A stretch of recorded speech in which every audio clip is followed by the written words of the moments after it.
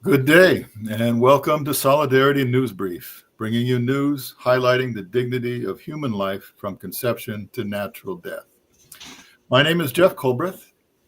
This episode will explore an alternative economic system called Distributism and the pursuit of an ownership economy and what that all means.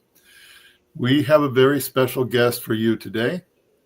Mr. Thomas Storck, a leading authority on this subject, has generously made time for an interview with us. He is the author of multiple books with an emphasis on Catholic social teaching and political thought. He is a contributing editor at the New Oxford Review and is on the editorial board for the Chesterton Review. His books include An Economics of Justice and Charity, Catholic Social Teaching, Its Development and Contemporary Relevance, and Money, Markets, and Morals, Catholic Perspectives on Economics and Finance.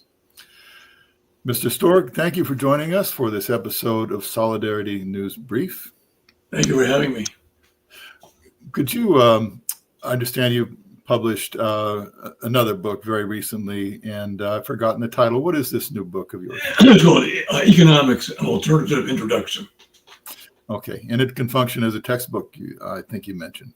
Yes, it could be a textbook, definitely supplementing the more standard kind of economics introductory especially micro textbooks.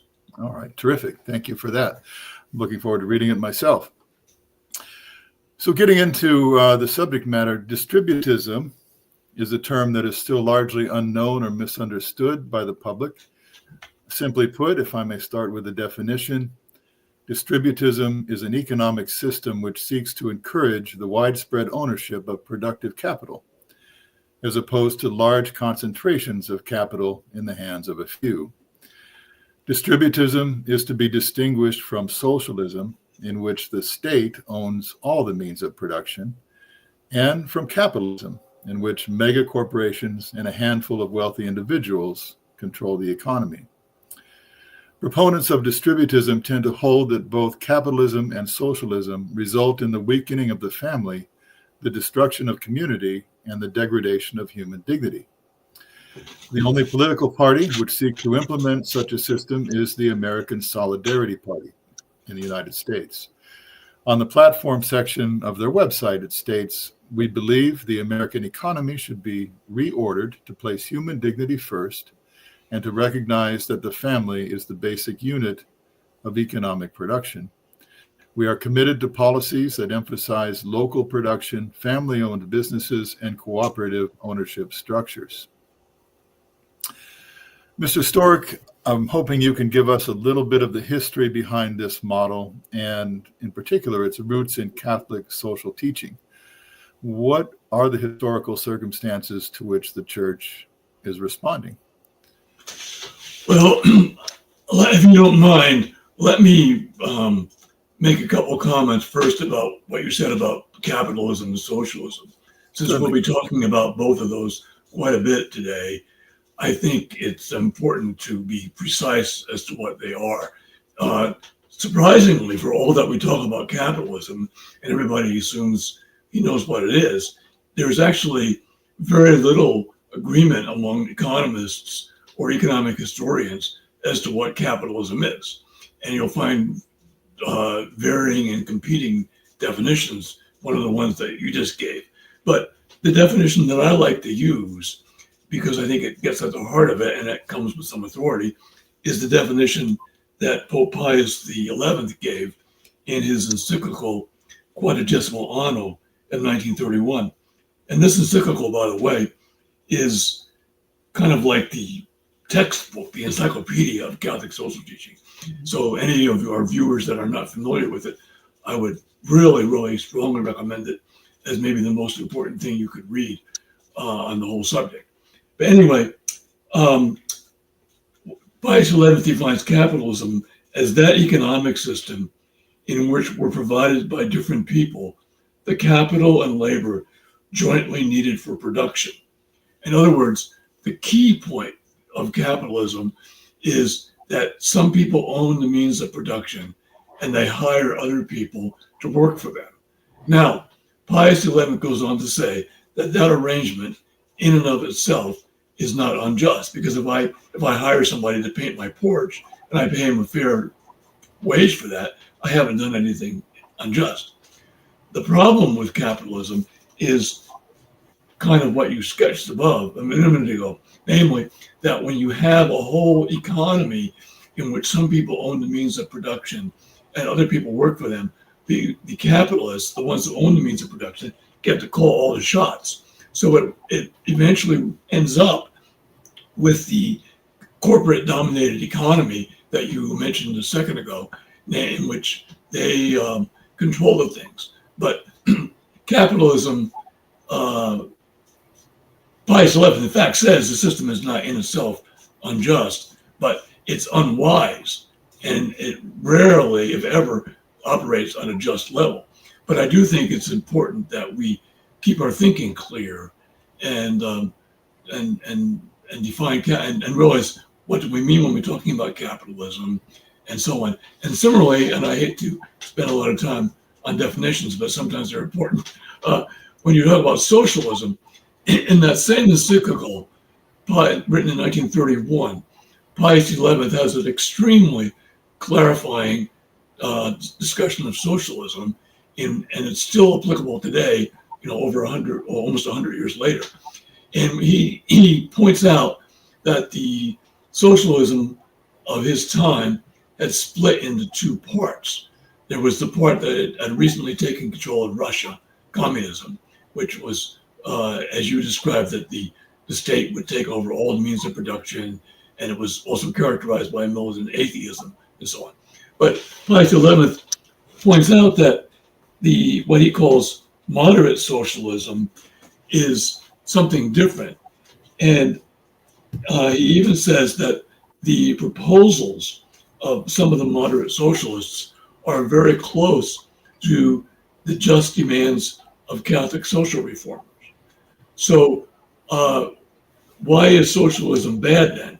Well, socialism is bad, as both Pius XI and John Paul II point out, not necessarily because of their economic proposals, which sometimes are just, because socialists are all over the map in what they want.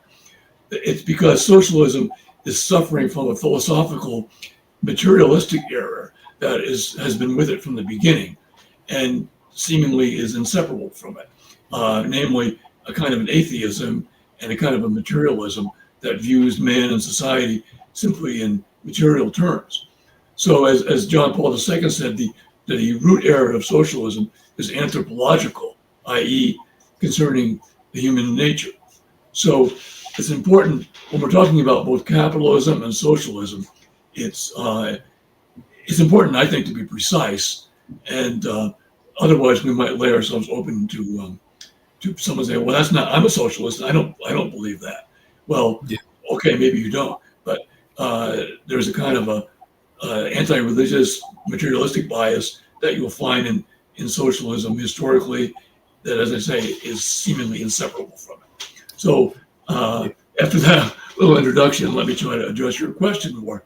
So the historical economic situation of Catholic Europe was really very, very different from what we have now in anywhere in the world, really almost anywhere in the world.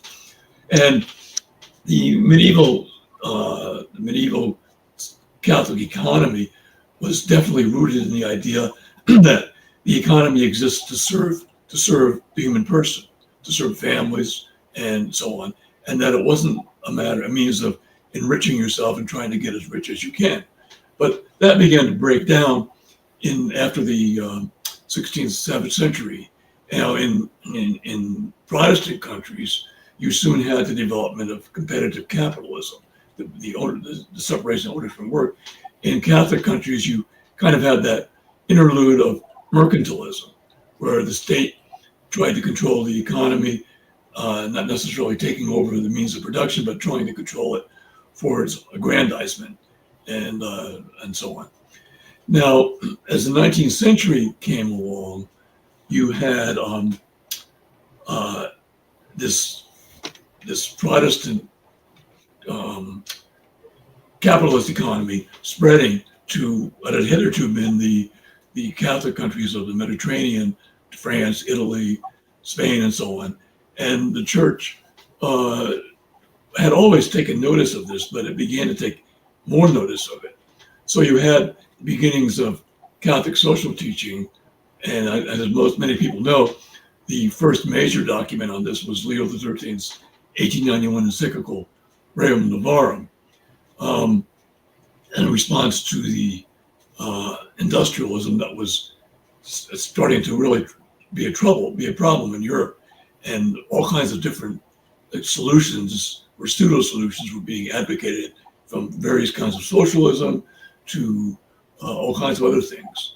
And Rerum Novarum said that as many people as the law should favor ownership, and as many people as possible should become owners, which is kind of the keynote of distributism, namely to have widespread ownership. So that distributist motto, if you will, is rooted in a very founding document of Catholic social teaching, Rerum Novarum.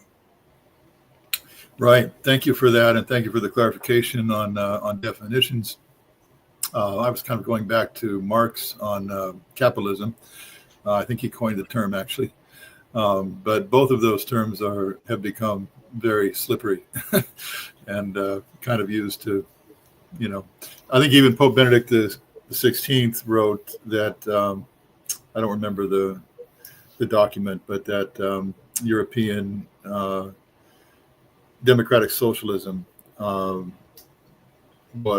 had much to commend it in terms of its goals and harmonizing with Catholic social teaching to some degree.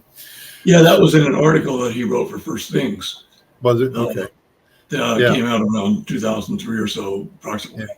Yeah. So right, and so in the United States, it's difficult because if you propose that the state does anything whatsoever, you are likely to be accused of socialism.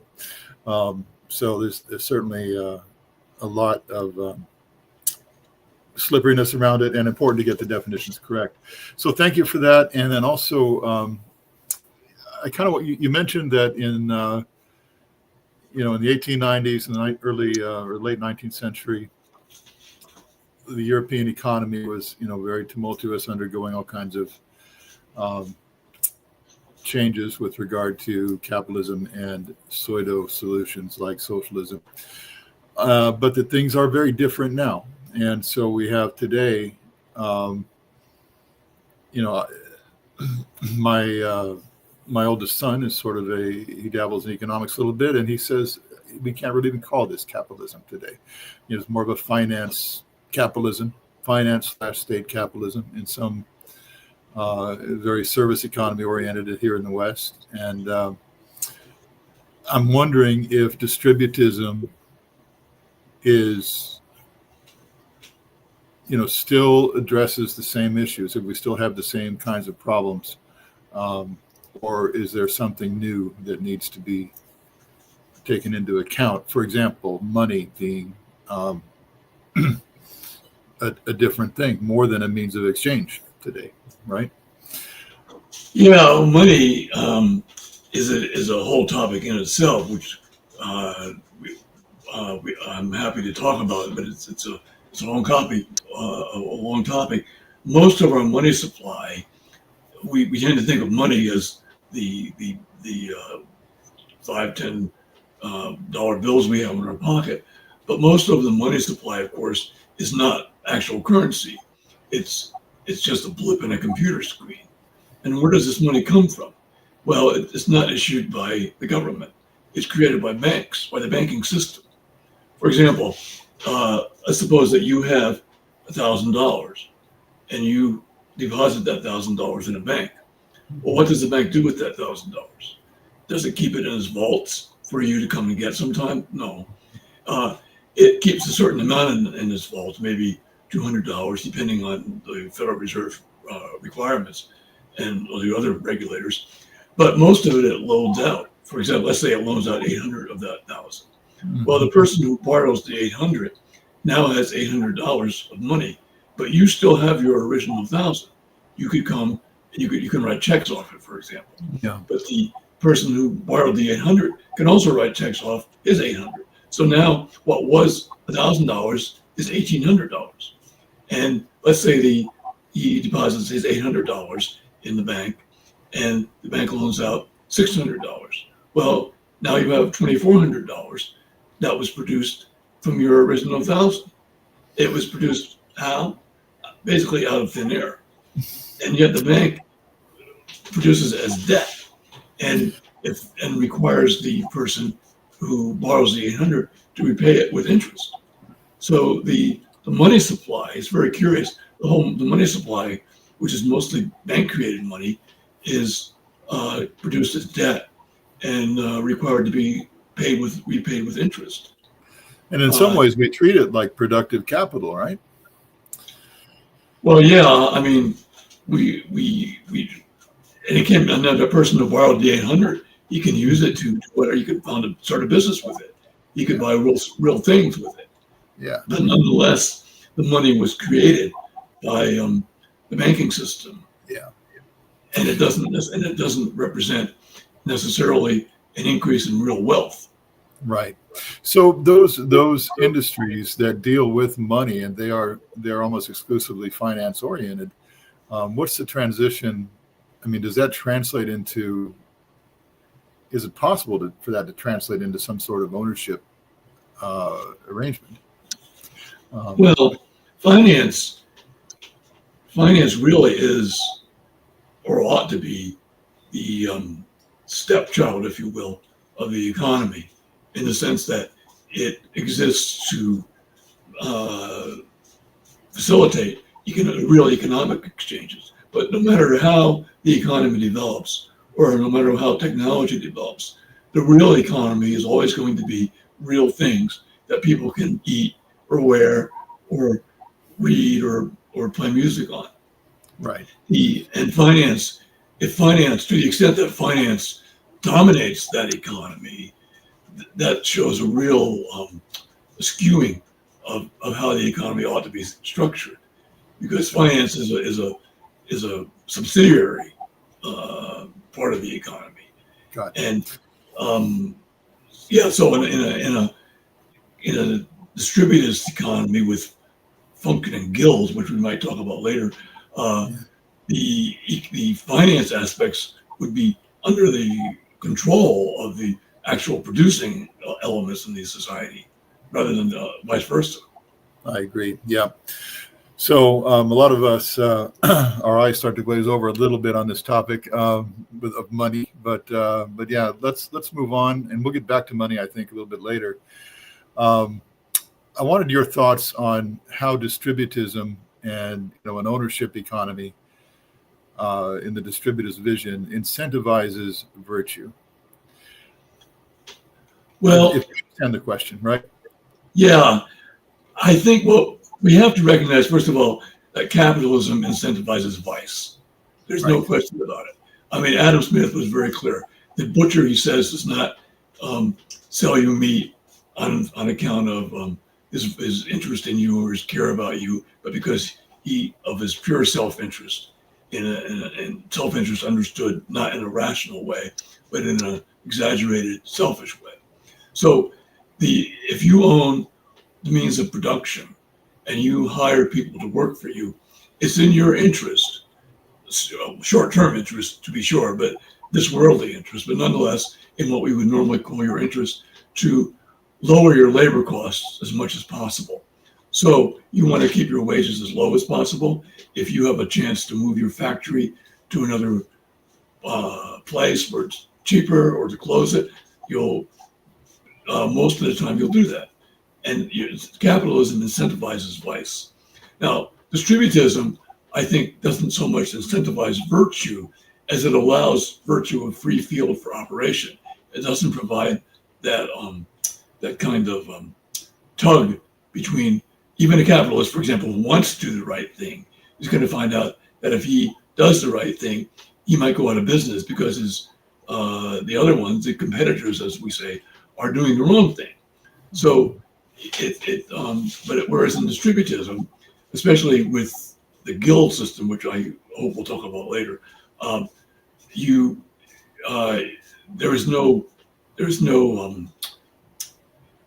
nothing tugging at you to pull you toward vice, and the virtue that you are developing, one hopes, through prayer and the sacraments and so on, that's a free field for development.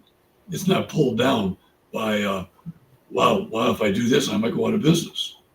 Right. And the extreme competitiveness of capitalism certainly is an engine for that motive. Yeah, Pius XI, in another encyclical, his Divina Redemptoris, talks about how the individual capitalist is kind of in a bind, and that's why it's so important to work toward instituting these guild-based functions, which are actually part of the original distributist idea, even though people don't always talk about them very much, but both Belloc and Chesterton mentioned them.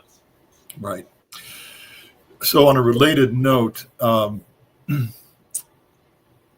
talk about the common good and what consists of the common good. The common good is said to consist, among other things, of the sacred dignity of the family and the dignity of the human person. How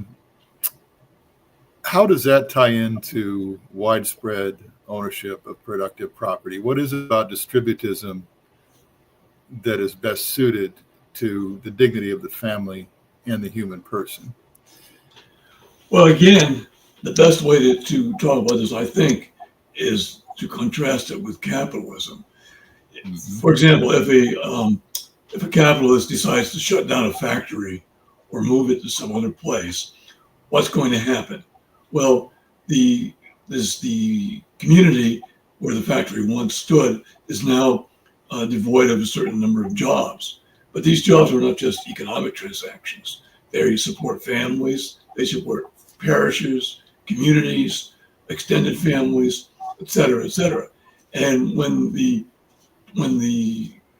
economic means for these communities and families is withdrawn, then what happens? Well, you have, for example, the Rust Belt towns that we have here in Ohio, for example, where you have people working that if they can get jobs at all, they're working at less, lower wage.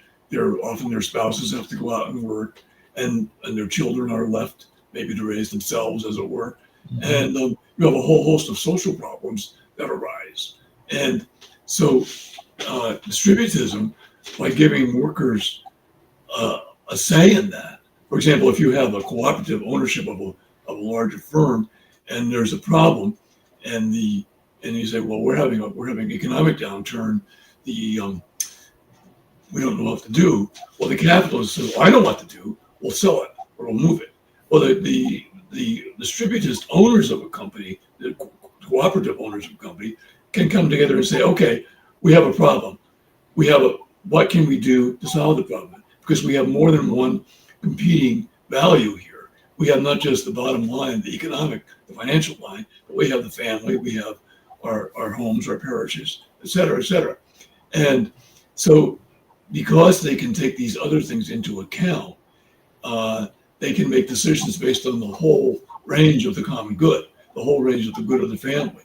Now, sometimes they might decide, gee, the only thing we can do is move the factory. It's really tough, but we have to. So they might decide that. But at least they will be the ones who make that decision, and they will be able to take into account the whole range of factors, whereas the capitalist has no interest in the other factors. He's only interested in, well, my profit margin is going down. I've got to do something. Right. Gotcha. Would you say that there is a natural right to the ownership of productive property or not? Or is that a prudential thing? Yeah, no, I think there is. Yeah, I think Leo the 13th and Realm of Arm was pretty clear about that.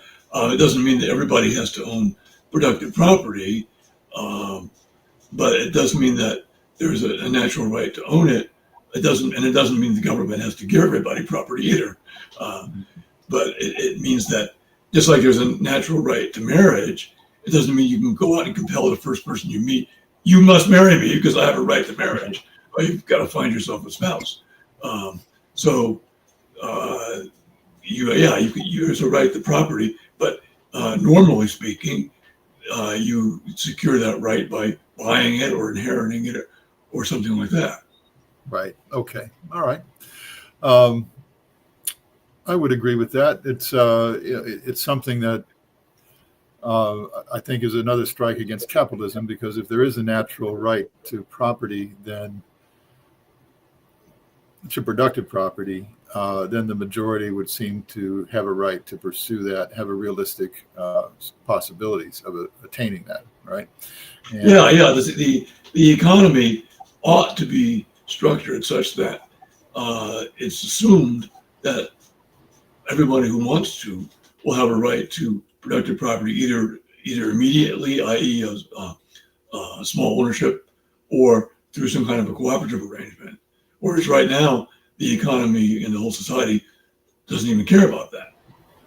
Despite all the lip service we give to small businesses, in fact, they don't play that big a role.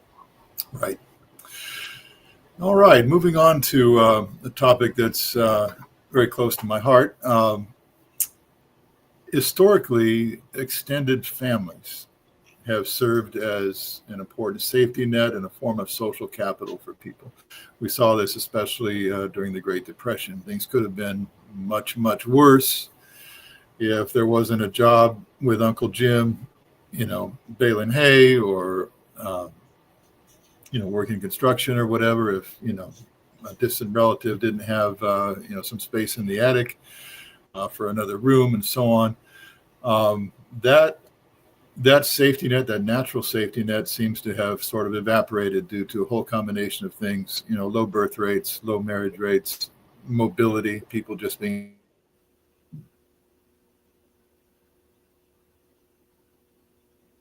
many, many people without the support we need to thrive and flourish and to contribute to the common good itself.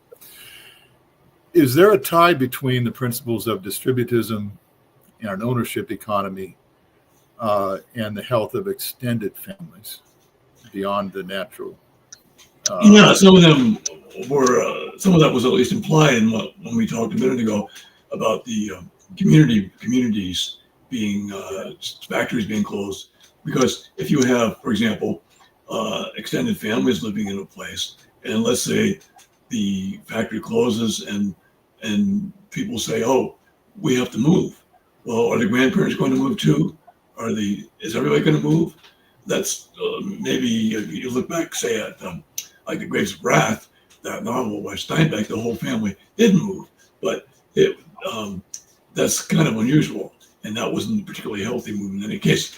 Anyway, but you would tend to have, only when you have a rooted society are you going to have extended families that are stable. And even though the economy is only a part of society, it oughtn't to be the ruling part of society, it's still a crucial part of society, because we have to have put enough food on the table and have a roof over our head. Yeah. And so when the economy is not stable, then society is not going to be stable. And so when you have some of the proponents of capitalism talking about what they call creative destruction. You probably heard that phrase before. And when you have creative destruction, maybe you have all kinds of innovations, all kinds of new products. Some of them might even be worthwhile, although that's not likely. But you don't have stable families, you don't have stable communities and stable extended families. And also, as you mentioned about a minute ago, about the getting your uncle give you a job baling hay. When you have small farms, you have almost a safety net where people can say, "Well, I lost my job. Well, come out and stay with us, and stay with us until something comes up." So there's all kinds of ways. The society is connected with itself in so many ways. Nobody really could count the number of ways in which society is interrelated. But when we start destroying one part of it, we start seeing it unraveling, every other part unraveling. And then we start seeing, hey, I didn't realize that was connected with that. I didn't realize that by moving the factory out, you're increasing suicides or whatever. But yeah, they're all related. Indeed. I have a fun little anecdote to tell, I guess. Over the years, I've noticed here in California, where we have lots of different immigrant groups, right? The first generation is very entrepreneurial, whether it's, from Mexico or Vietnam or the Philippines or Russia or Ukraine or wherever it might be. They're very entrepreneurial, and they employ their families. They employ their parents. I go to a cafe here locally. It's Mexican. A Mexican family owns it. 2 Mexican families. The grandparents. And the other day I was served by a little 7-year-old kid who was the son of one of the owners. My most recent employment was with a Russian and Ukrainian owned apparel business. And first generation Russians and Ukrainians. They got along well because they were Protestants. All went to the same Catholic or Protestant church in town. And they hired their family members. And honestly, I had to rethink the whole nepotism thing because, some of the family members were less productive than others. And they might not be employable anywhere else, but they were there. And that was a beautiful thing to see. But towards the end of my stint, they began to lose their competitive edge, and they had to start letting some of these people go. That's really just a synopsis of what capitalism does to that distributist mindset, right, of family-owned enterprises. And so, which I think, can keep extended families together and provide that safety net when necessary. And you talked about agriculture a little bit as well, and so I wanted to address that topic. There's kind of a stereotype, and it's not unfounded, of distributism being sort of conflated with agrarianism. There's a connection, is there not? But they're not the same. Maybe you could elaborate on that. Yeah, there's a connection, but they're not the same. I think that says it very well. Chesterton certainly had romantic feelings about agriculture and living on the land, and so did Belloc. But they were both aware, and they were both quite explicit about the fact that, as Chesterton says at one point, a peasant society does not mean everybody is a peasant. And Belloc was clear about large businesses. He thought that, I think correctly, that they didn't need to be as many as we have, and that some of the technology could be handled otherwise. But he was aware of the fact that, you're going to have some factories, some workshops, and so on, and everyone's not going to be a farmer. So there's a misunderstanding about distributism. Sometimes people define it as 3 acres and a cow, which is a phrase that that was the name of an agrarian book, I think, back in the 30s.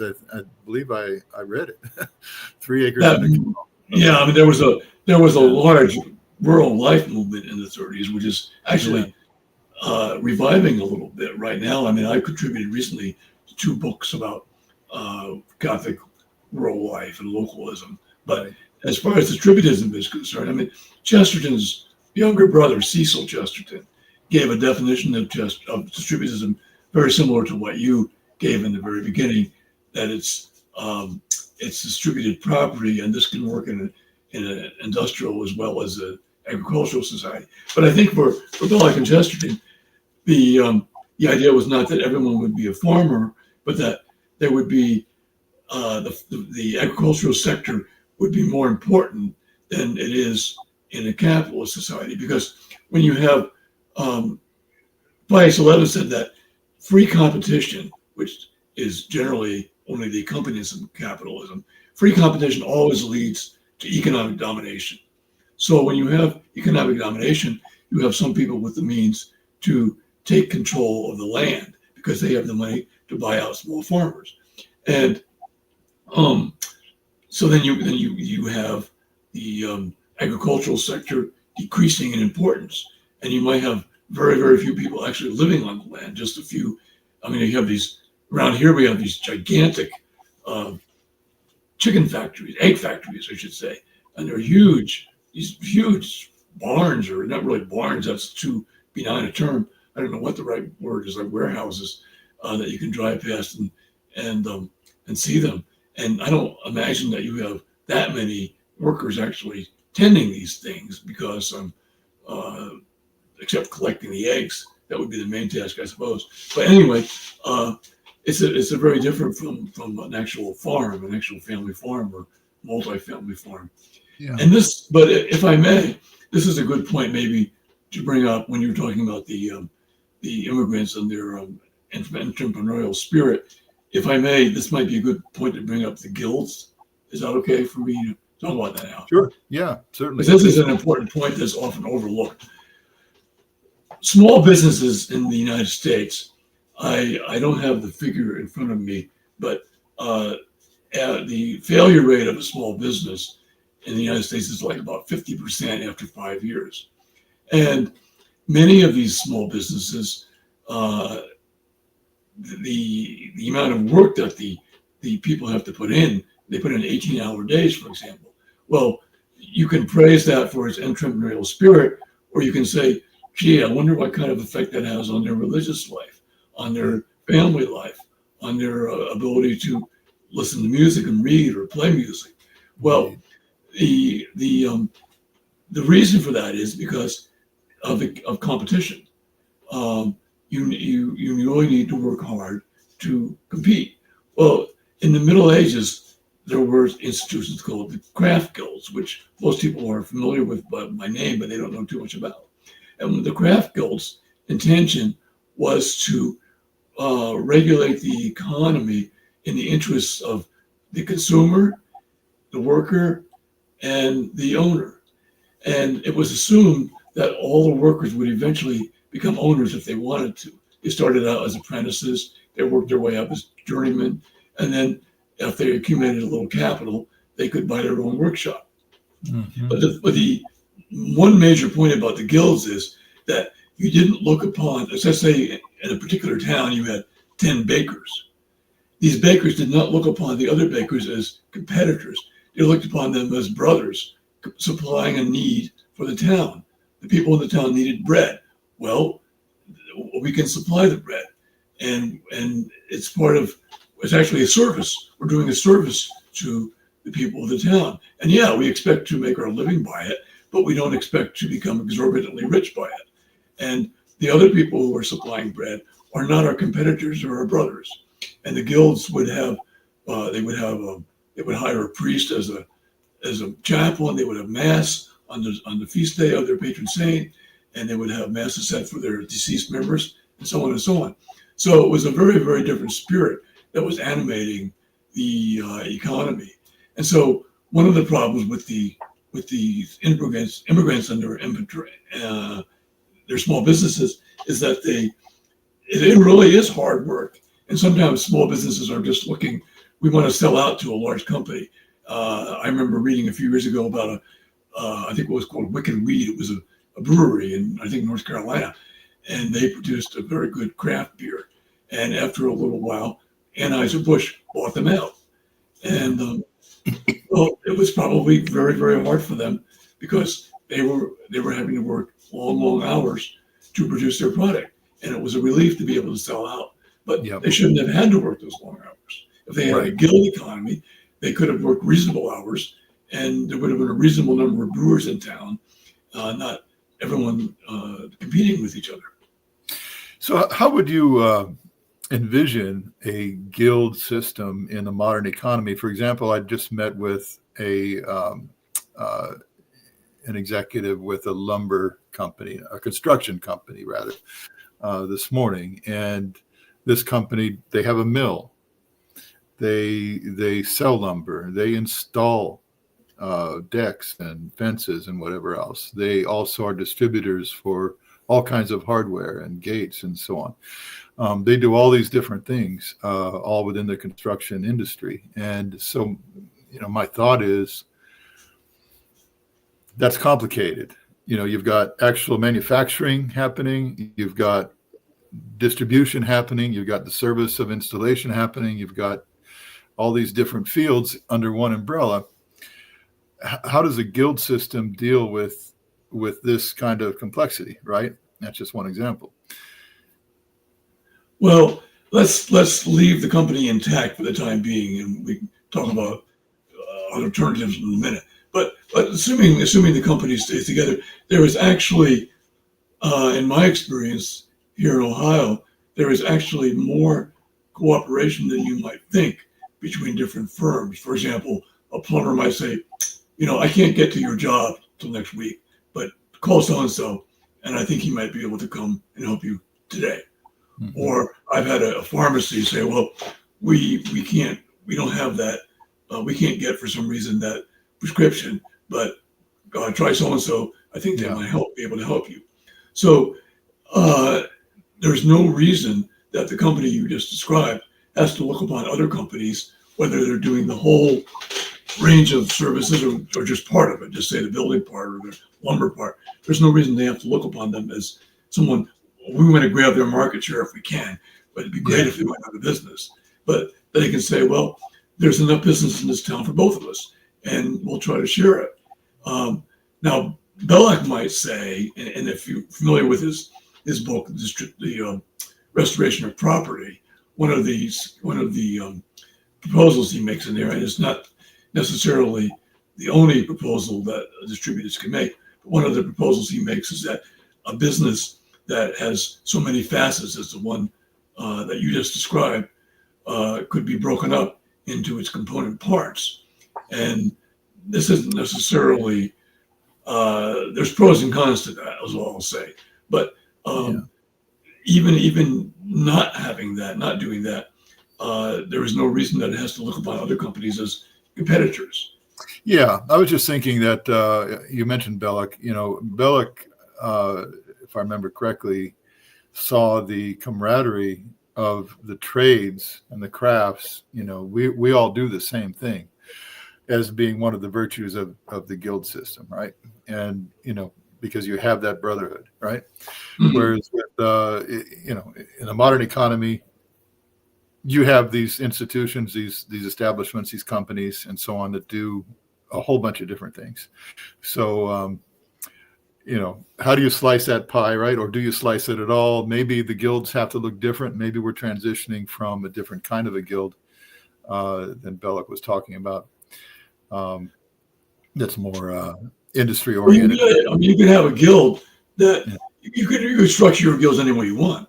You could have the builders, just the builders, or you could have the builders and the ones who supply lumber in the same guild. I mean, it really depends on a lot of factors.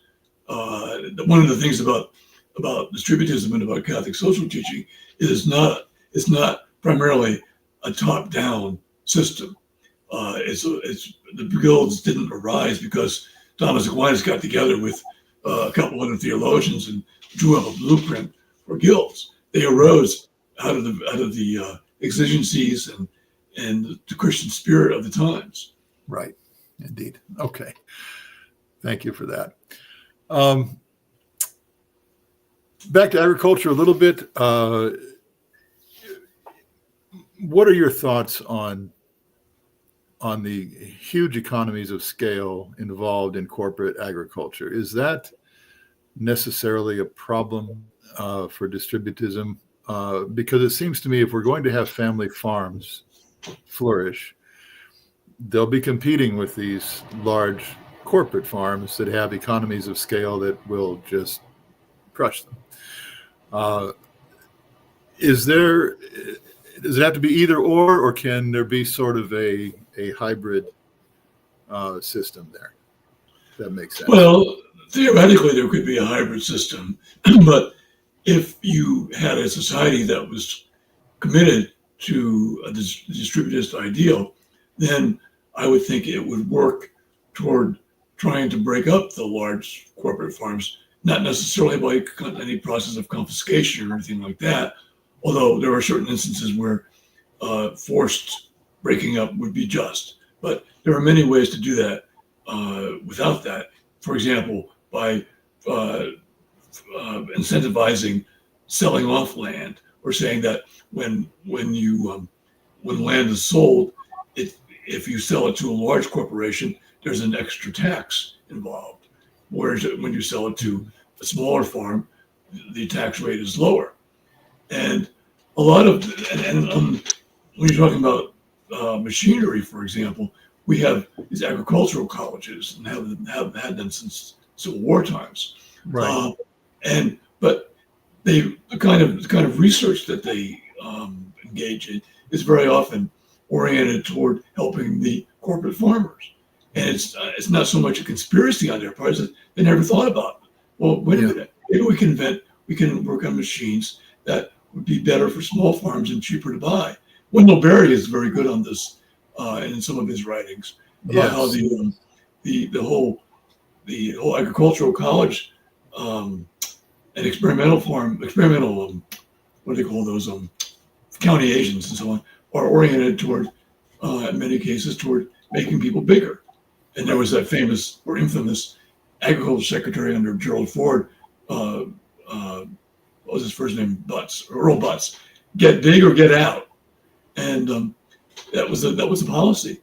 And so there's so many ways that we favor the big and we disfavor the small, that if we started doing the opposite, then we'd begin to see some changes. Yeah. Am I wrong in thinking that an agricultural economy that is almost exclusively smaller holders, family farms, without these mega economies of scale, is going to be less productive overall? Well, I don't think so. No? Pardon? I'm sorry, go ahead. I was just actually reading a book right now by an Englishman, Chris, I don't know how to pronounce his last name, Smajae or something like that. And it's called Lights in Dark Places. It's basically a distributist book with a certain amount of societal collapse thrown in. But he addresses that question about productivity, and he's definitely cites a number of studies that says no, the small farms could be just as productive. Now he makes an important distinction that the small farms might require more manpower per acre than the large corporate farms. But as far as productivity per acre versus productivity per manpower, they could be just as productive. And another thing to remember is that the food that's being produced, the crops that are being produced by these large corporate farms are often not really very healthy. So we're dealing with an adulterated food supply, which in its turn produces a lot of problems, which we don't even know what they are. Yeah, good point. What's the name of that book again you just mentioned? It's called Lights in Dark Places. Lights in Dark Places. I think that's correct. It's not. Unfortunately, I don't have it right in front of me. All right. Well, I'll look back at the video and. It actually hasn't come out yet. I have an advanced copy. Okay. Because I'm going to review it. So we have to be patient. Yeah, it's coming out. Chelsea Green Publisher is the name of the publisher. Gotcha. Okay. Thank you. And it's based in Vermont and also in London. The author is English. Okay. Moving on to the next topic, to some of the critics of distributism, and I guess we're still on that topic in a certain sense, but we've all heard the claim that capitalism has been shown to lift all boats and is the best system in the world for eliminating poverty. That's a claim that's made all the time. How would you respond to that?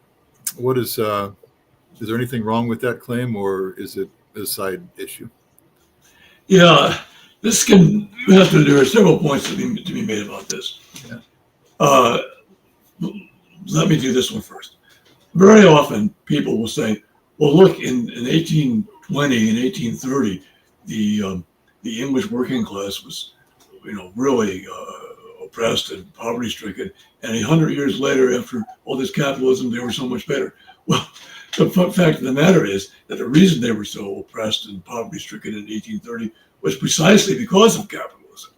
The timeline that we're talking about there is not sufficient. Whereas if you go back to, say, 1530, let's say, you find a relatively prosperous peasant class. And then you had these economic dislocations that I mentioned before. In England, for example, you had the enclosure movement, and you had the deliberate kicking people off of land. The statute of frauds, for example, required that, okay, if you couldn't produce a title deed, even if your ancestor had lived on this land for 200 years, 300 years, you didn't have a written deed, off you go. And someone's going to take it over and start raising sheep there. And what are you going to do? Well, you're going to end up in town, and you have this surplus labor force in town that pretty soon the capitalists were really happy to take advantage of and pay you as little as they could. So part of the reason that capitalists make this claim over and over again is their timeline is too short. Secondly, one of the reasons that the working class improved between, say, 1830 and 1930 had nothing to do with capitalism. It was because of unionization, and it was because of government restraints on capitalism. So it wasn't somehow the capitalist economy that did it. And then perhaps most importantly, I think we're mesmerized by the glitter of stuff that capitalist economies produce. But this stuff is not wealth. It's often junk. And it even can be unhealthy. For example, unhealthy food, poorly made clothes. And we think of people, we might look at an agricultural community in some traditional place and say, oh, those people, they don't have smartphones, they don't have this, they don't have that. They need capitalism to make them happy. Well, if they have enough to eat and a stable family, a stable home, they are actually quite well off economically, even though they might not have widescreen TV and that sort of thing. So capitalism is confusing the accumulation of junk with true wealth, and they're two very different things. Indeed. Which kind of segues into, I wanted to get into a little bit, this idea of eliminating poverty itself. There's material poverty, which the world has always known. And then there is a different kind of poverty, I think, that capitalism produces. And there might not even be, any material hardship, but the poor have a different burden, and that's social exclusion. Either if they're working poor, they're working too hard and too long just to make ends meet.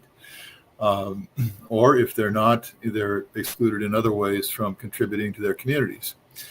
And so I guess what I want to get at is that, even if we could say that capitalism makes people slightly better off materially, it does other things too, right? I mean, there's maybe that's not a fair trade for the social exclusion that comes with the system. Yeah. Well, that's one of the problems with socialism. That one of the boasts that socialists made was, we can outproduce you. We can use resources more efficiently than you do, and we can provide a higher standard of living. And generally, that wasn't the case. The Soviet Union, while being very one variety of socialism, nevertheless didn't outproduce the capitalist countries. But they both had the problem of materialism and social exclusion and exclusion from certain goods. So one of the reasons that the Soviet bloc countries declined and eventually dissolved was precisely because of the exclusion from spiritual goods and so on. So yeah, but the capitalist countries have done this in a more subtle way, and but yeah, in a way much more effective. There's a passage which I'm going to try to find here in here it is in John Paul II's Centesimus Annus, his 1991 encyclical. He's talking about what happened after World War II, after the with communism increasing. And instead, he's talking about the response that Western countries made to capitalism, or to communism rather, excuse me. He says, another kind of response, practical in nature, is represented by the affluent society or the consumer society. It seeks to defeat Marxism on the level of pure materialism by showing how a free market society can achieve a greater satisfaction of material human needs than communism, while equally excluding spiritual values. In reality, while on the one hand it is true that this social model shows the failure of Marxism to contribute to a humane and better society, on the other hand, insofar as it denies an autonomous existence and value to morality, law, culture, and religion, it agrees with Marxism in the sense that it totally reduces man to the sphere of economics and the satisfaction of material needs. So the affluent society, that was a title of a book by John Kenneth Galbraith, you're probably familiar with, Yep. is simply the more subtle and more effective version of what various types of socialists were trying to achieve. Indeed. Well said. Yeah. So it does seem that, also on the capitalist side of that, social inclusion is married to economic success in some way. Success is defined, as prosperity, I guess. And that's a relative. As prosperity, right? Economic prosperity, financial success. Well, that's how capitalism is defined. Yeah, under capitalism. Mm-hmm. Right. So, and then the lack thereof, even if you're not destitute, even if you're, maybe materially poorer than everyone else, but happy and functional and so on, there's still sort of a stigma to that, and it still shuts you out of so many venues of, possibly contributing to your community.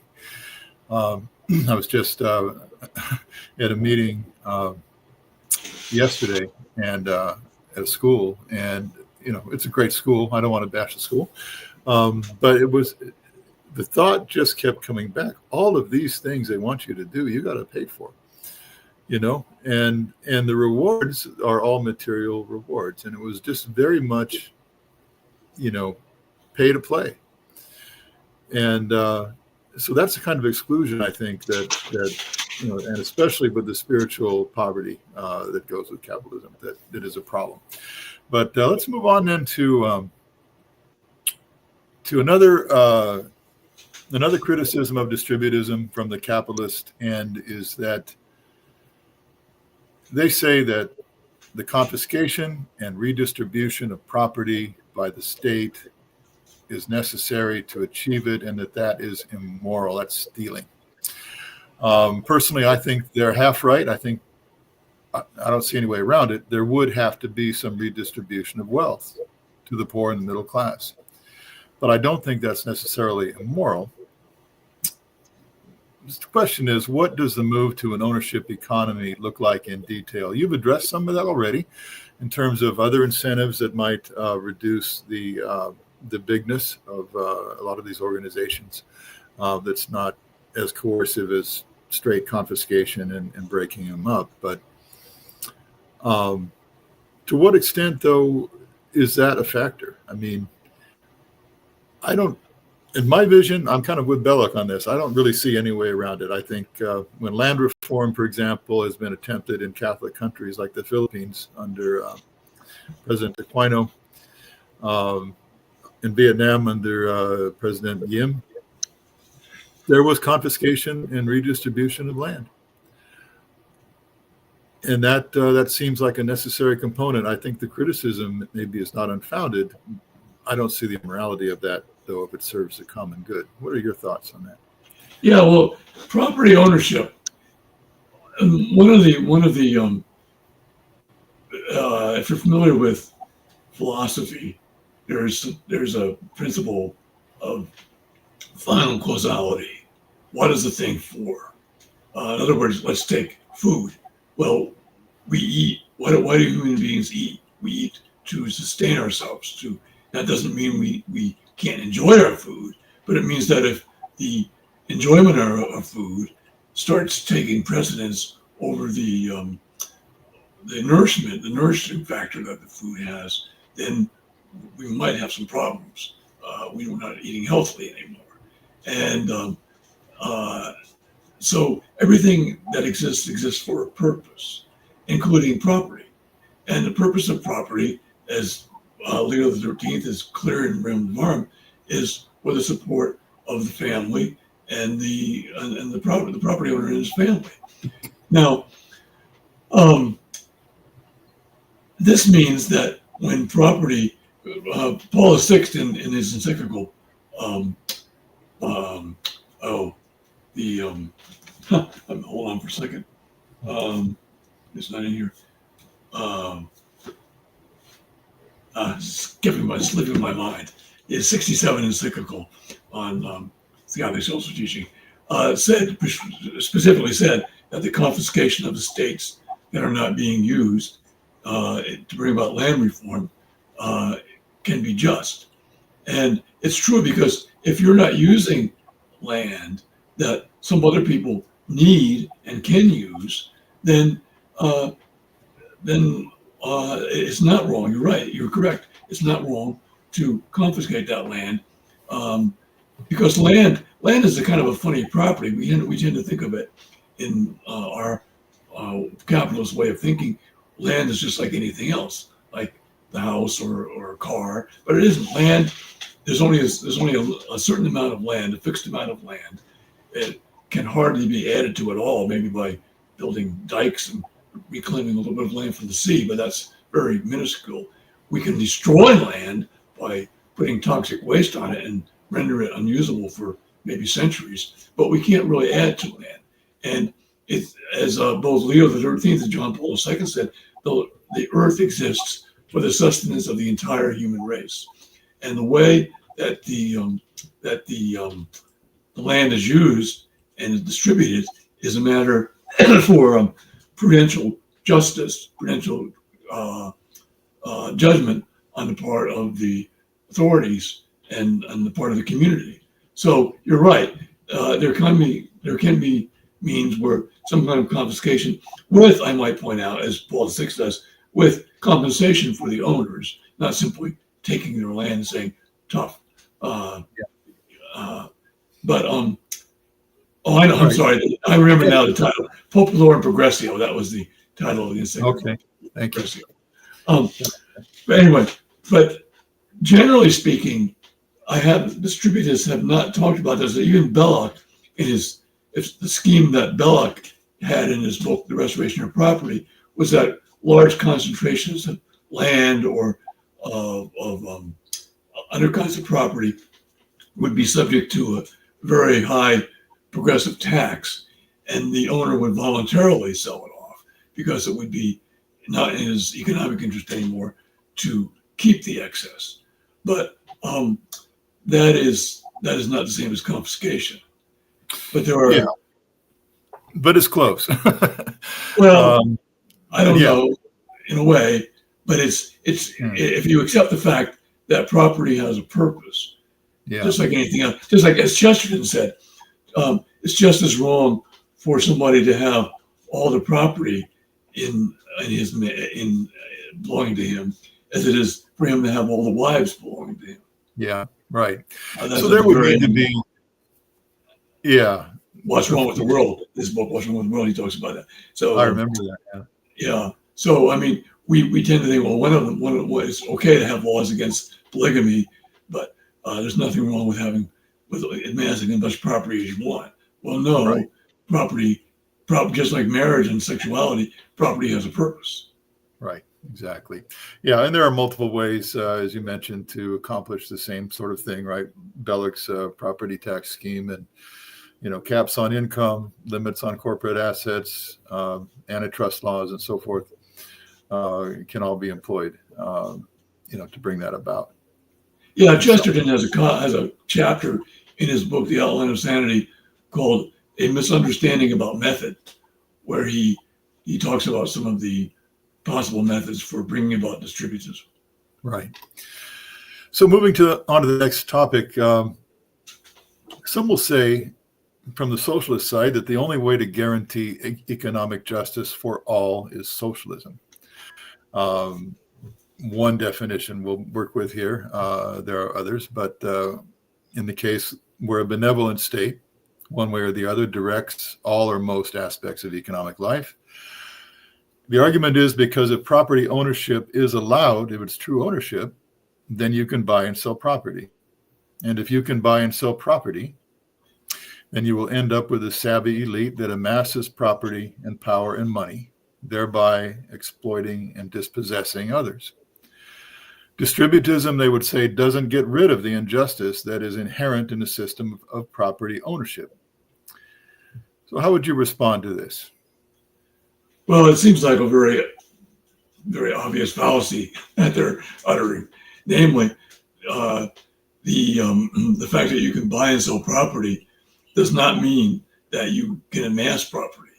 You, as we've been talking just now, you can have limits, either direct limits or indirect limits on the amassing of property.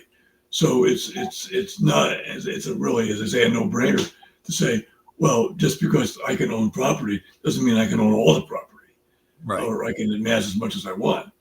But certain people could be dispossessed, could they not? Right. So if someone is not very competent at managing his property, he could be dispossessed by more competent property owners and wealthier property owners, right? Well, not if it's not permitted for the savvy people to extend their property too much. And that's one of the takes us back to guilds again, because in a guild economy, let's say that you're a baker, or I want to use an example. Let's say someone is a baker and maybe not the best baker in the world. He's not real competent. But so instead of this neighboring baker thinking, I can put this guy out of business. No, the guild will try to help him become a better baker. So when you have a system of an economic system, including property, in which people are not trying to prey upon each other, then you have a very different spirit. And right. Instead of saying, well, that guy's a jerk, I think I can get his land if I'm clever. And so, no, he's my brother. Maybe I can help him to not drink so much or something like that. Yeah. So no consequences for in distributism, playing devil's advocate here, for incompetence or sloth or just not being good at what you do for some inherent reason. We're not all good. Maybe everybody's not an entrepreneur, right? Maybe everybody is not a businessman. And that, where do we put the poets and the musicians and the composers and the writers and so on in a distributist system where they are not really productive in a material sense? Well, everyone is not going to be a property owner, probably. And first of all, distributism, the medieval economy was not utopia. It was not heaven. I mean, since the fall of our first parents, nothing on this earth is going to be utopian. It's going to be perfect. So, yeah, we have to acknowledge that there are going to be mentally ill people. There's going to be crime. There's going to be people who don't care for take care of their families, and so on and so on. You can't eliminate that. Although what you can do I think that if we had a just economy and a healthy society, we would be surprised at the amount of those other things that would decrease in the amount of some of these other things. But still, there was some, of course. So there's two issues you really raised here. One is people who are not really competent at running their own business. Well, there's no reason. We talked a little bit before about large-scale enterprises in a distributed economy, and you could have, and to the extent that such large-scale workshops or factories even, or railroads, let's say, would be necessary, they would be owned as cooperatives by the workers. Where I live in Ohio, Westerville, near Columbus, there's a large, medium-sized, let's say, hardware store that is cooperative, owned by the employees. And you go in there and you see these these young women who look like they're maybe 18 or 19, and their name tag says owner. It's very interesting. Yes. And there's a Honda dealership that likewise is employee owned. Right. They were actually both originally started by a Catholic who at some point divested himself. I have not taken the trouble to investigate that, but I think probably he deliberately divested them in favor of the workers, although can't say that for sure. But anyway, they function quite well. And as far as the other group of people you're talking about, writers, poets, musicians, etc., well, that's true. I mean, they're going to be, some of them in the Middle Ages, some of them were connected with the nobility, for example. But there's no reason why they couldn't function much as they do now, because in a capitalist economy, writing does not bring in a lot of money for most people. Yeah. So Would you mentioned nobility, would a distributist economic system have the independently wealthy who don't need to work? Is that something that distributism accommodates? Again, it's a question of proportion. There's if I were in charge of instituting distributism, I would certainly not see it as part of my job to eliminate people like that or to divest them of their. I would certainly tax them progressively, but I would not see that I wanted to get rid of them. There's a certain amount, very often, independently wealthy people can be a very healthy part of society, but not when they see their tough task as simply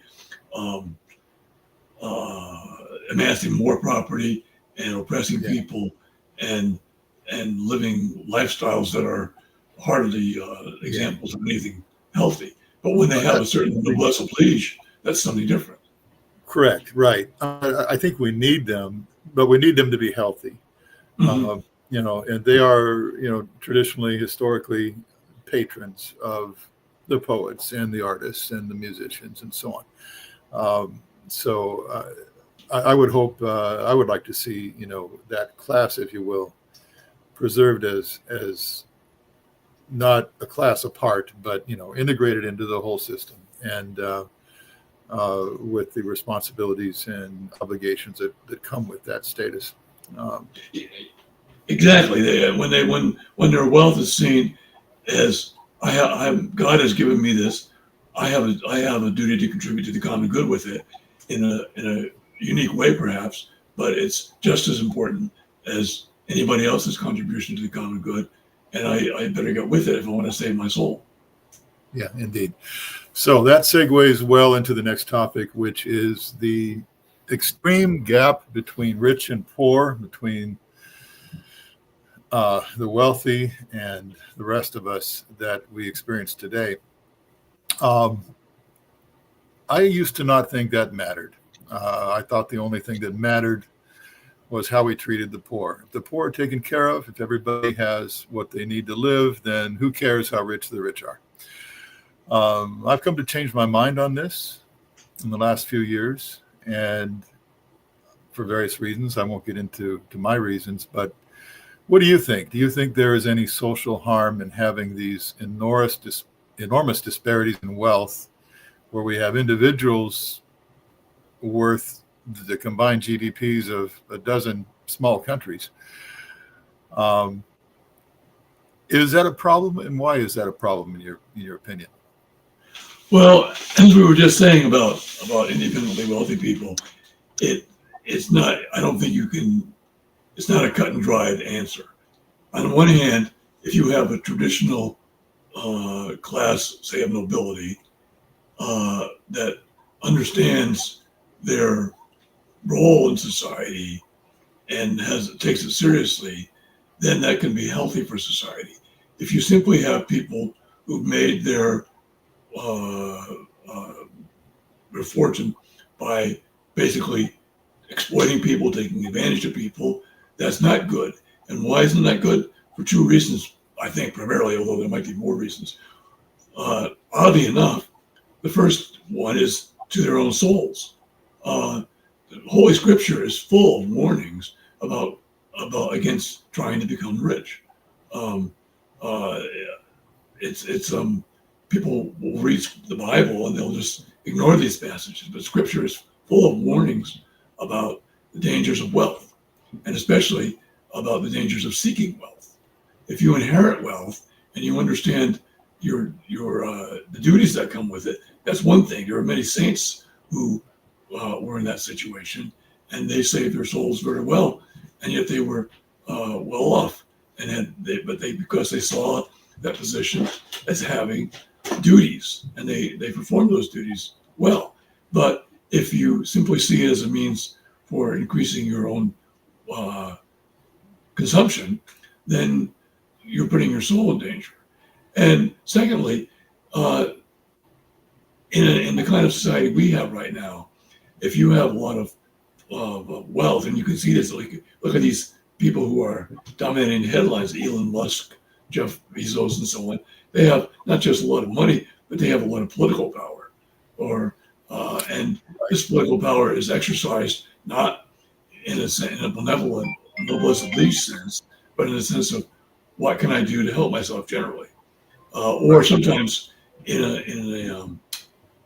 negative way towards society when people have screwed up ideas about social engineering, and they have the money to implement these ideas. Indeed.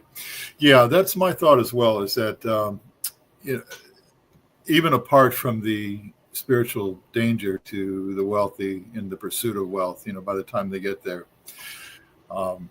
things are pretty far gone spiritually, but in most cases. But just that disparity itself seems to create a class of people that really have, number one,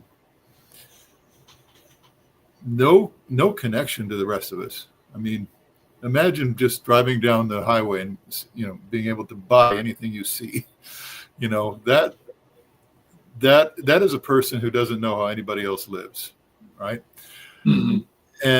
And that's a problem. And then, of course, the other problem you mentioned is power, right? The power that comes with these extreme disparity in wealth is power. I think is not good for anybody, even if they were to use it well, or think they would use it well, because the temptations are too strong to use it in other ways. But it's also just, I think, there's something unseemly about it, that's it's different with nobility and royalty, because I think with nobility and royalty, there's a cultural consensus on the obligations that come with ruling. They're not pretending not to rule, but just in ruling anyway with their money. This is part of what they do, and there's also a familial aspect of that. There's no familial component to the uber wealthy, and the rest of us, right? There's just a stark division.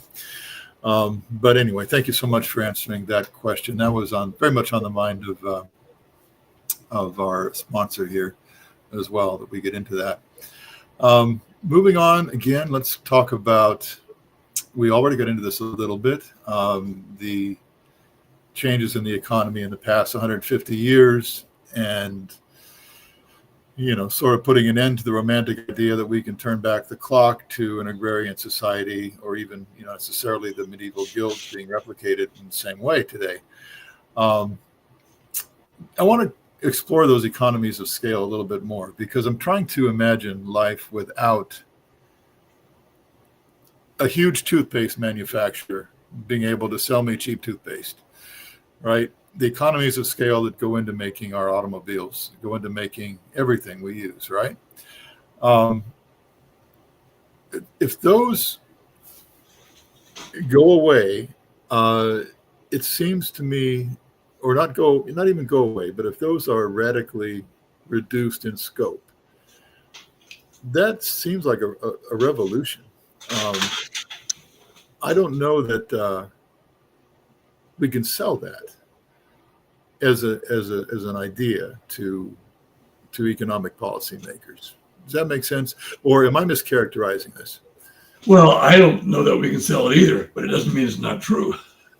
Okay. Okay. The whole idea of the economy of scale is based on a couple prior economic postulates, the idea of economic efficiency primarily. And Right. so, but the idea of economic efficiency as it's taught and understood in mainstream economics is a fallacy. Because, for example, it's economically efficient for me to close this factory because I'm not making as much money here as I could make it if I moved it to Bangladesh or whatever. But that's just one very tiny and subordinate part of the whole picture that you have to take account of. It's like if I said, I woke up one morning and I said, shush, my wife spends an awful lot of money on clothes. I think I'll get rid of her.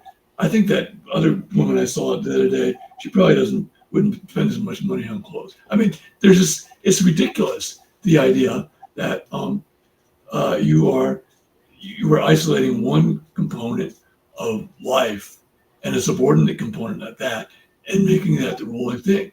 So yeah, it might be that we would have to pay more for certain products if we didn't have the economies of scales that we have now. But if the whole society is healthier, what does it matter? Why does it matter at all? And many of the products would be better made in any case. And also the whole way, you talked about automobiles a minute ago, and the whole way we organize I think the economy, which ought to be a subordinate part of society, has actually become the ruling part. So that one person said that in the capitalist society, the society is an adjunct to the economy. And I think that's pretty much true. So for example, the automobile has changed the whole way we live. It's changed the way we design our cities. It's made these huge, 4-lane highways that traverse the countryside and take up what could be farmland. It's taking up all this land with parking lots. It's divided families. It's made people, divided people from where they work. It's ruled the economy. It's ruled the society, rather, excuse me. And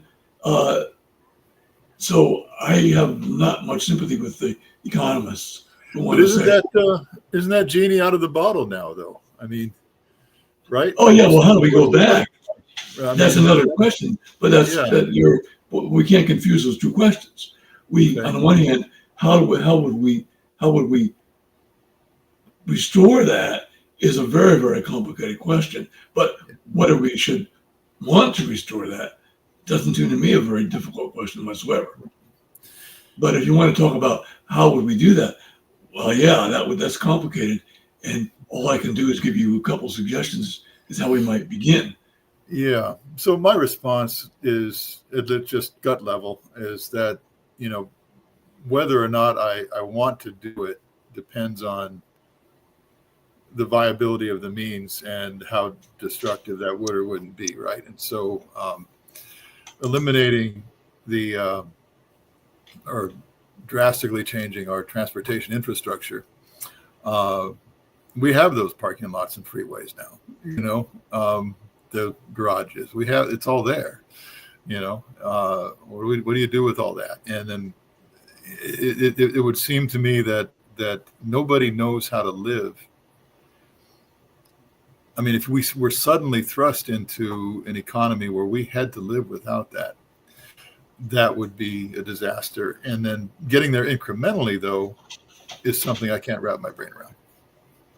Well, as Aristotle said, the first thing is the end, i.e., where you want to go. How you get there is a separate question, and it's a subordinate question in a way, because if you don't know where you want to go, it doesn't matter how. Even if you have a car and you can go anywhere, but if you don't know where you want to go, it's not going to be much use to you, right? Unless you just drive around in circles. So if we know what we would like, then that's the first and in a way the most important thing that we have addressed, the most important question that we've addressed. Now, how do we get there? Well, as you said, hinted a minute ago, it would have to be by incremental steps. And if we take the first step, then we might see the second step more clearly than we do now. True. So but we can't confuse the two questions, is my point. We can't confuse the question of how do we get there and where do we want to go. Gotcha. Understood. All right. So moving on, I know we're rapidly running out of time here. I want to kind of breeze through the next questions if possible. Getting back to money a little bit, we talked about that earlier. Would distributism or an ownership economy forbid the practice of profiting from loans or not? Yeah, this is a complicated question, and I'll try to be brief. Taking a profit from a loan simply because it's a loan contract is immoral, theft, unjust. The church has always said that.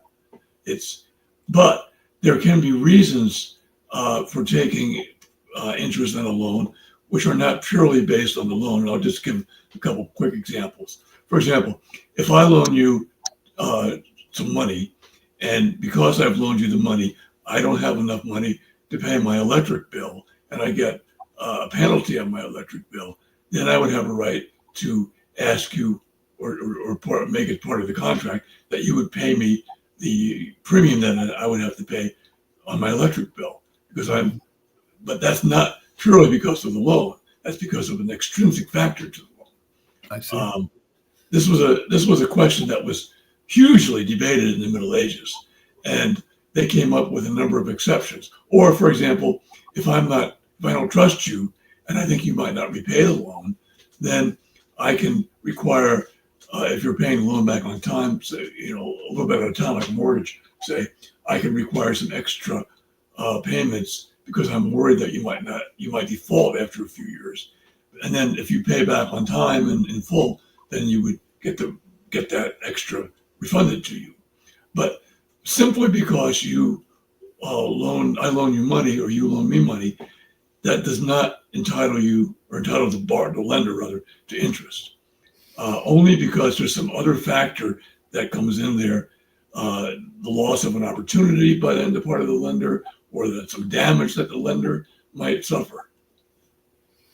So, right. I mean, the taking of interest for profit on money today is, I think, a function of seeing money as capital, right? As productive capital. And we are so enmeshed in that in our economic system. Again, it's one of those things like transportation where it's very difficult to imagine how to get untangled without doing great damage, right? Because I think everybody is touched very deeply materially by this whole system. And but it's something I think I'd like to see maybe you could recommend, Mr. Storck, some work on this topic that would maybe help to make it look less onerous, extracting ourselves from our monetary system. Well, what I've written a couple of things on usury, but they're focusing on the question of illicitness of usury, because that's what you first have to convince people that usury is illicit most people, if you haven't convinced them it's illicit, they're not going to be terribly interested in how to eliminate usury because they don't think there's anything to eliminate. Just like if you want to talk to somebody about getting rid of contraception, you're going to first have to convince them that it's wrong. Yeah. So what I've written on it, one of them in a book you mentioned earlier at the very beginning about money markets and morals, and a book I edited that has a number of things on usury in it. But how you go to instituting an economy that doesn't run on usury is another question. It's a question that would, again, like the other questions, some of the other questions we've been talking about tonight, you take the first step and then you say, maybe this should be the second step. But you can't lay out a program in advance because it's too complex. Gotcha. Okay. Thanks so much.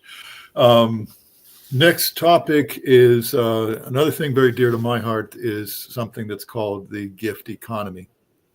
And we're seeing more and more interest in that, thankfully. And the gift economy, for viewers that might not be familiar with that term, the way I understand it, is basically everything that we do for each other without financial remuneration, without being paid for it. Things like, mowing the lawn and trimming the hedges for an elderly neighbor, right? If you do that for your neighbor does not hire a landscaping company. And the fee that neighbor would have paid to the landscaping company doesn't get registered as an economic transaction. It doesn't go into the GDP. It's under the radar, so to speak. But it's the same task. It's the same thing that we're doing.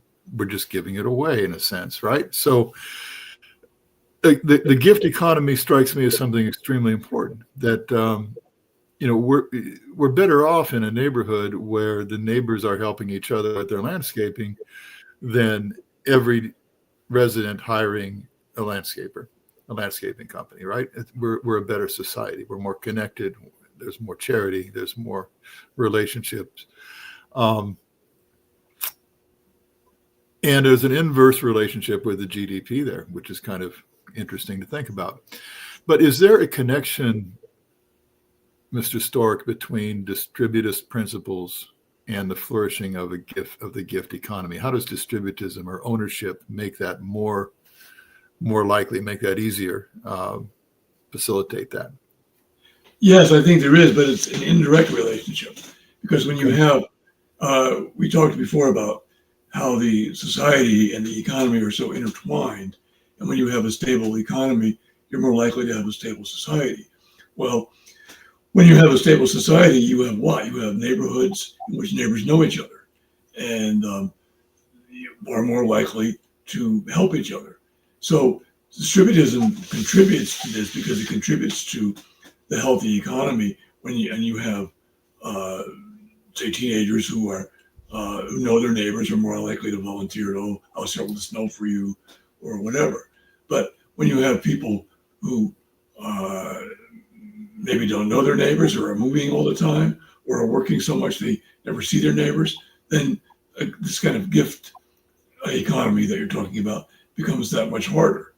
So it's not so much that distributism, I think, makes people better as it allows these other virtues to exist. It doesn't militate against them. Gotcha. Yeah, that makes a lot of sense. All right. Another topic that I think a lot of people, a lot of young people especially, are thinking about these days is homeownership. I read recently that the median age for home buyers is now 56 years old. I think the National Association of Realtors came out with that in a survey. This is up from 31 years old in 1981. The price to income ratio for home buyers has more than doubled in that time period. The majority of non-homeowners today don't believe they will ever be able to afford a home. And while homeownership increasingly becomes a privilege for the winners in our economy, 60% of homeowners are still burdened by mortgage payments. Can distributism solve this housing crisis? And I ask this question in particular because housing is not typically seen of as productive capital. It's just something we need. What does distributism offer in this realm? Well, here again, I think there are both direct and indirect ways. One of the reasons, and I have to say, I'm not an expert on the question of the housing market and why it's in the crisis that it's in, but I do know a couple things. The prohibition, for example, against corporate ownership of housing would be something that you could actually start right now without too much distributism. Because when you have people who are buying corporations that have a lot of money can obviously afford to buy a home, and they can hold it off the market, waiting for a better price, or they can jazz it up, so to speak, and make it sell it for a lot more than it would have been if they had just left it in a more modest state. So prohibition or severe restriction of corporate ownership of homes would be an obvious place to begin. Similarly, with the stability of neighborhoods that we've been talking about more than once today, if you have people living in their homes over a long period of time, then these homes are not changing hands.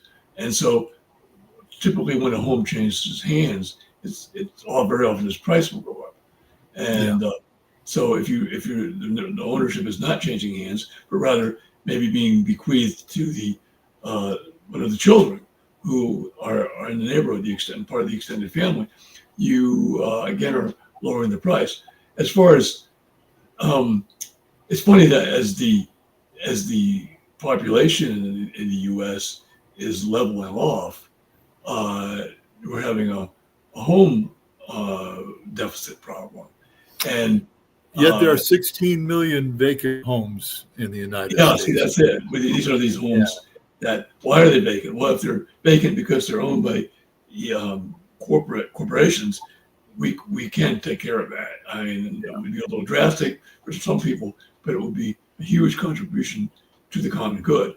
And it's also the size of homes. I mean, the median family size I used to have these figures on my that I'd written down. I think I used them in one of my books. But the median family size has gone down since 1970, while the house size has gone up.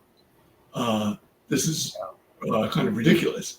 Yeah. So if houses were geared more to the actual size of families we have, they obviously would probably be not so expensive. Right, indeed. Yeah, so there's, I think, avarice involved in the whole problem too, and the idea of seeing homes as investments rather than places to live. Yes, thank you for mentioning that. That is very important. Yeah, the whole valuing of your home. I mean, you say, "Oh, your home is worth twice as much as it was 5 years ago." No, it isn't. It's worth exactly the same, maybe a little less because I never fixed that door and the sink is a little leaky. But the real value, the use value, is the same, or maybe, as I say, perhaps a little less, possibly a little more if you put in some work on it and so on. Right. All right. So a couple more quick questions here. I want to address the social safety net. So the distributive system, as you mentioned earlier, would not be perfect. It would not be utopia. There would be people that fall through the cracks. We would still need a social safety net in terms of public programs and various kinds of public assistance. But now, in theory, we have an ownership economy, and it's different. We don't have, maybe the mega corporations that are taxable that we have now. We don't necessarily want to tax small property holders that much because that's important to distributism. That's important to human flourishing. So how would a distributist economy provide for things like universal health care, relief for the poor, homes for the homeless, and so on? Well, here I should say, you especially, I think, can't lay down any law that would be applied to every time and every place. Some of these would be taken care of by the extended families that we're talking about. I mean, Uncle George, who just can't ever seem to make, hold down a job. Well, okay, he can go live with his nephew or whatever, or his brother or whatever. And that kind of thing did happen and still does happen sometimes. So, but when you had more stable neighborhoods, more stable extended families, that kind of thing could happen more easily. So, but would there be a need for some kind of public welfare? Possibly.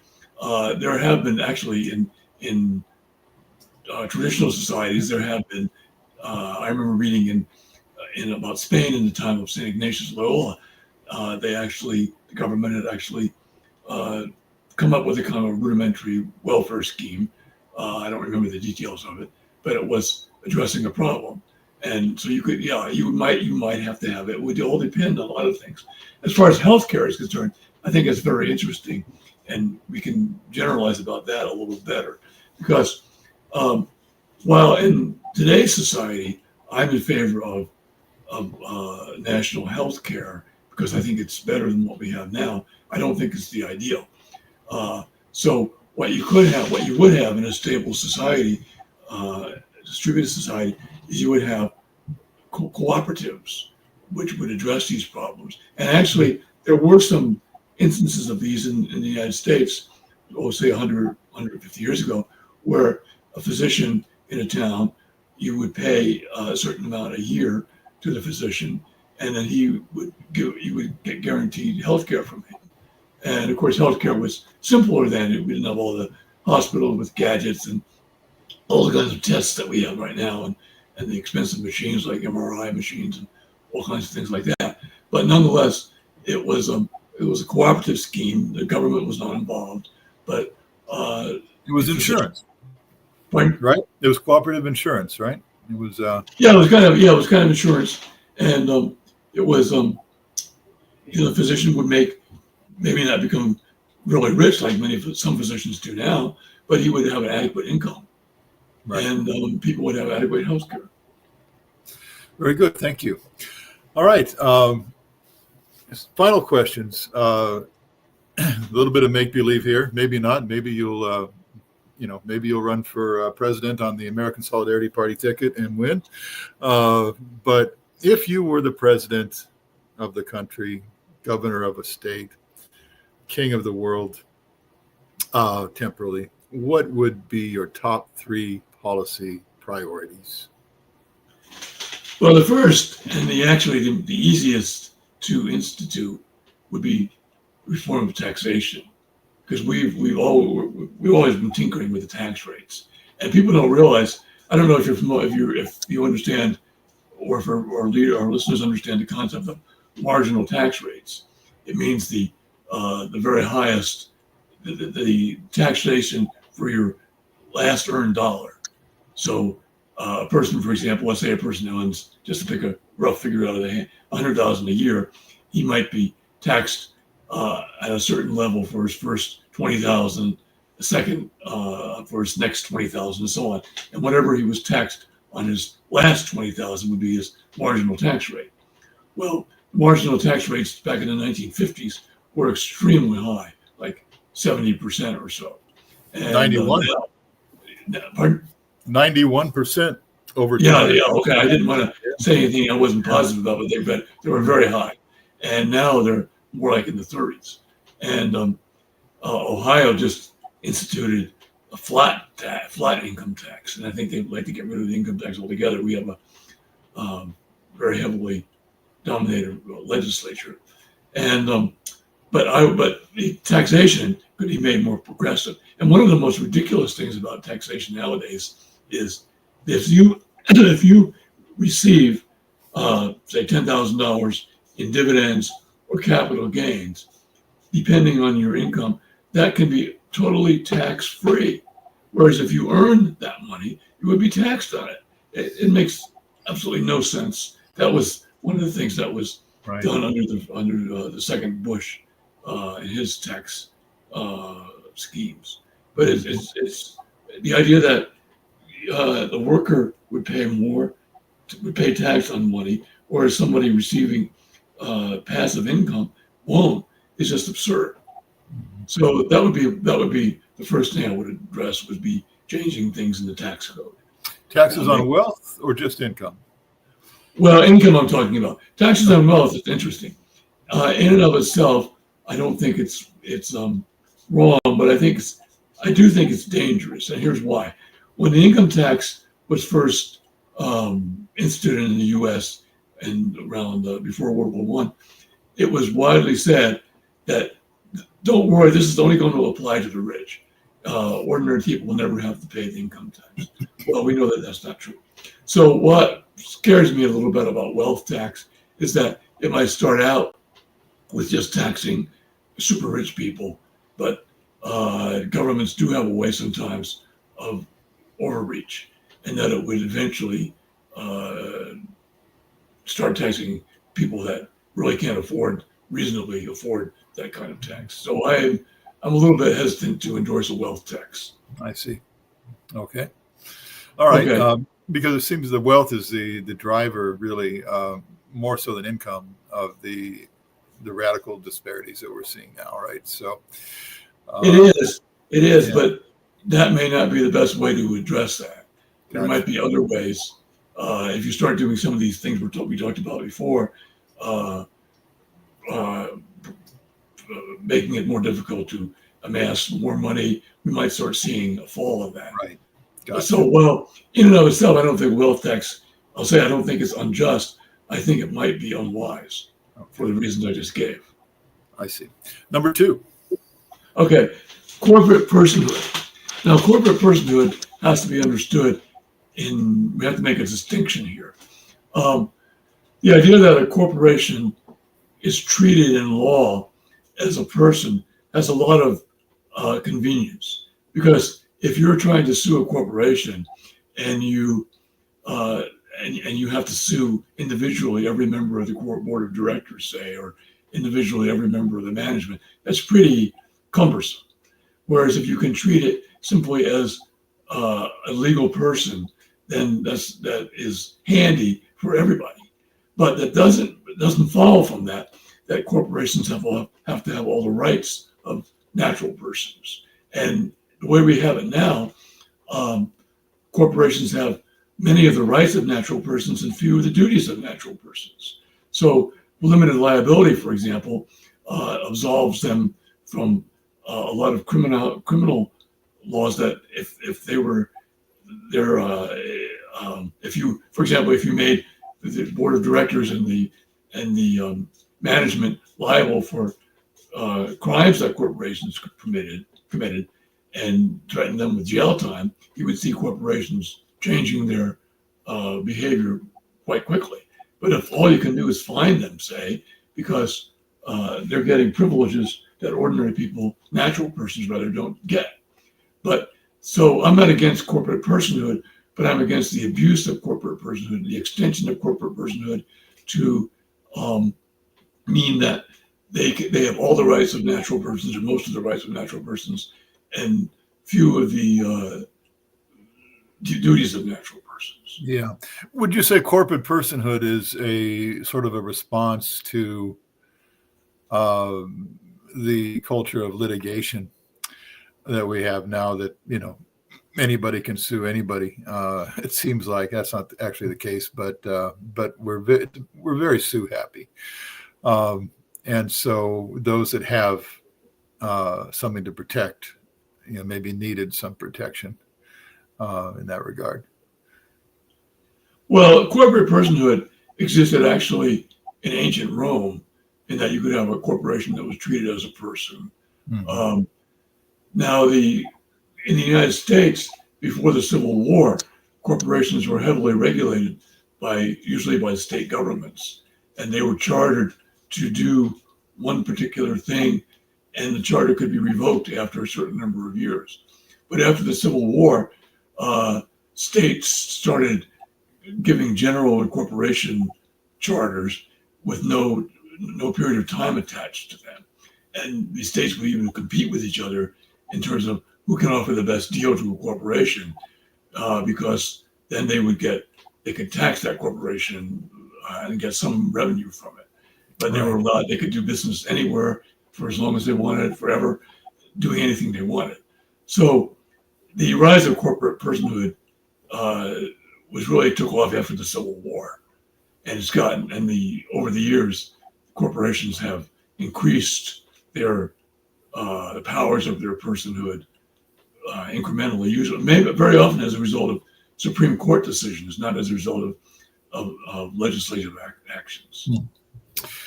Thank you. All right, number 3. Number 3 would be to make it so that if you sold land or any kind of productive property to someone that would result in a more widely distributed property, then you would get a tax break, or either the seller or the buyer or both would get a tax break. Whereas if you sold it to somebody who already was amassing property, to a corporation, say, then the taxation would be prohibited and nobody would take advantage of such sales. It's kind of a variation on Belloc's idea, Yes. but it would only apply to future transactions, not necessarily to previous transactions. Right. Very good. Incremental and effective. All right. So last question for you before we get to maybe you might have some final thoughts. The state we'd like the state to do all kinds of things for us, right? But maybe that's not going to happen anytime soon.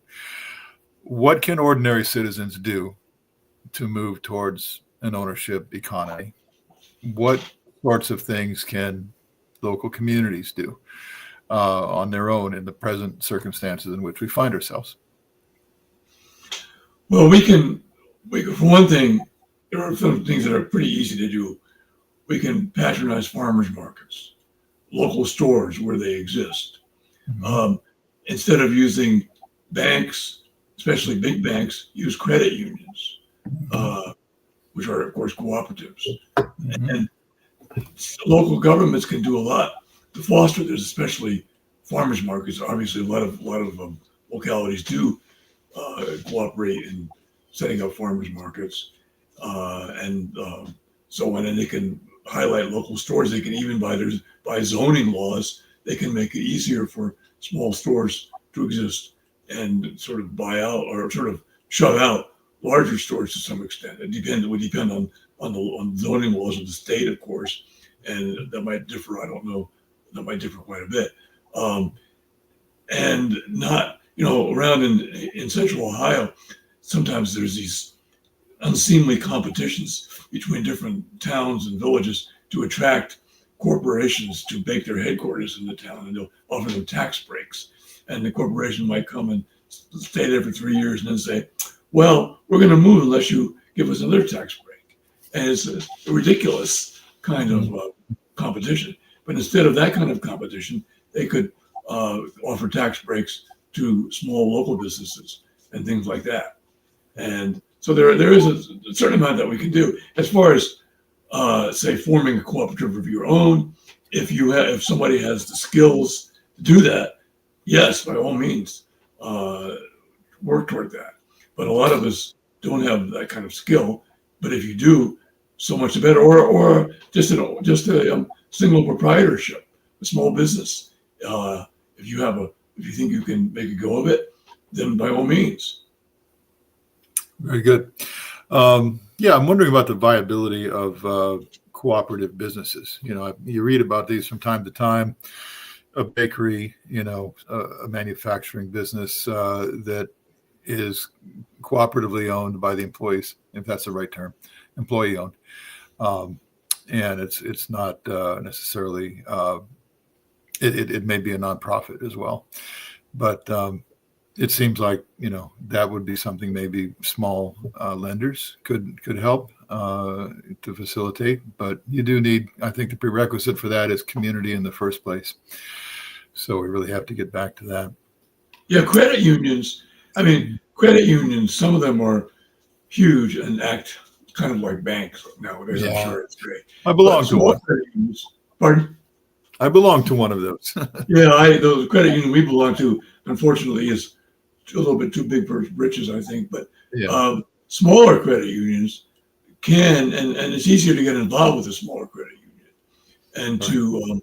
To say, well, why don't we think about actively about starting a cooperative or supporting somebody who wants to start one or something like that. But when you have a big credit union, it's kind of hard to get your voice heard. Indeed. Well, that brings us to the conclusion of the interview. Just want to give you a chance to, if you have any final thoughts, anything that we didn't cover that you'd like to mention, please do. Well, I'd just like to say that for our listeners who are Catholics, our viewers who are Catholics, I just urge you to take seriously what the Church and what Holy Scripture has to say about wealth, about the place of wealth in life. about the purpose of life, because you'll find that the what's taught us by our society right now is pretty contrary to the kind of vision, as it were, sketched in the Catholic social teaching and in the Holy Scripture. And we can't just shunt that aside and say, oh, that sounds like socialism to me. Well, it isn't socialism. It's the faith, and we can't insist on that too much. This is as important for our Christian lives as the other commandments and the other counsels of perfection and so on. Let's not be cafeteria Catholics. Right, exactly. Unless it's cooperative. The right kind of cafeteria. Very good. Well, thank you, Mr. Storck, for your insights and learning. We appreciate that very much. I enjoyed it. I learned a lot. And well, thank you for having me. It definitely was a pleasure. I hope we can meet again in some form or other. Good night to all our viewers, and thank you for watching. Please share this video with others who are looking for a humane economics that lends itself to justice, charity, and the common good. And remember, all human life has dignity from conception to natural death. Good night, and God bless you all. Good night.